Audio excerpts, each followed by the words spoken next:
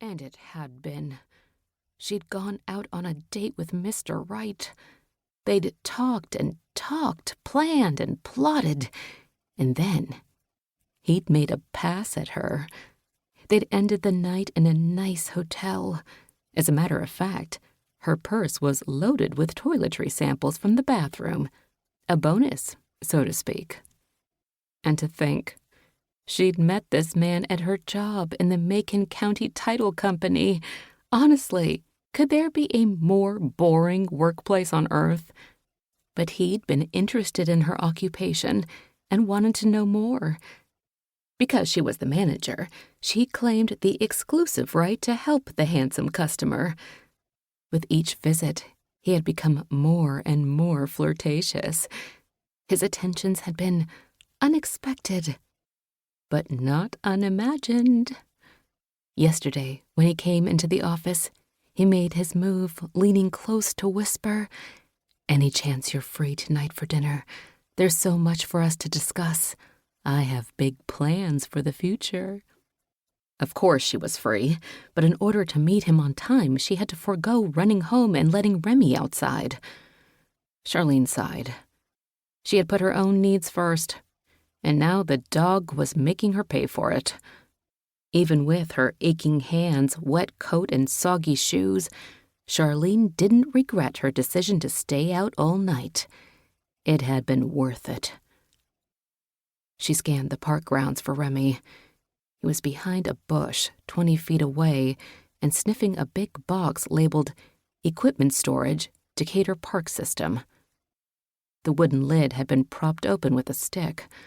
A combination lock dangled from a strap ending in a metal loop. The dog stood on his hind legs. His front paws rested against the container, and his nose eagerly moved up and down the wooden surface. Although it had saddened her to wake up to an empty bed, but she could feel the afterglow of a night of romance. So what if she was running late? The office could wait. "Gotcha!" Charlene swooped down on her poodle and tucked him under her arm. "You are such a bad, bad, bad boy!" Remy struggled to get free. He leaned toward the box and barked frantically. "Stop it!" Charlene scolded the poodle. Remy fought her, straining to get to the box. "What on earth?" she said. Charlene took one step closer to the wooden container, and Remy went wild. He twisted and yipped and scratched. His body moved so violently she nearly dropped him. Hooking her fingers under his collar, she leaned over the side of the box and looked inside. A man was there. His knees folded to his chest. His head was bowed, exposing the naked skin of his neck. His coat was made of fine cashmere. "Eh!" Charlene squealed. She staggered back a step, expecting a reaction. None came. Perhaps he was drunk, maybe even unconscious. She tiptoed closer and peeped inside again. The man hadn't moved. "Hello?" she called down to him.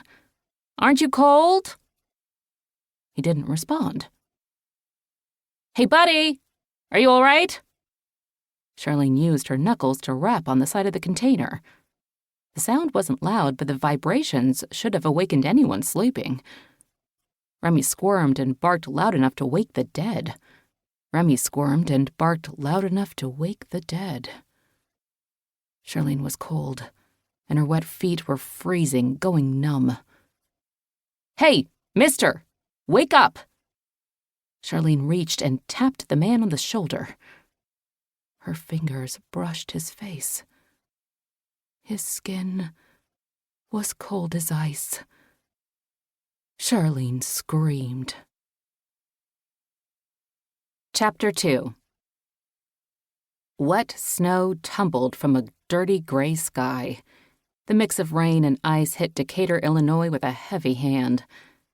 The night before had seen temperatures low enough to turn precipitation into spitballs of ice. As the afternoon went on and temperatures dipped, this mess would refreeze and turn a rotten day into a dangerous one.